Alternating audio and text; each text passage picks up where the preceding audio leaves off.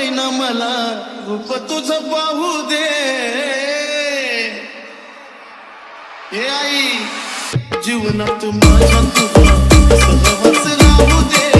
लांबून का होईना मला रूप तुझं पाहू दे. मी पारग अज्ञान माझं ऐकना गाणं. मी पारग अज्ञान माझं ऐकना गाणं. इतका कांत माझा पाठीमा आहे पाठी.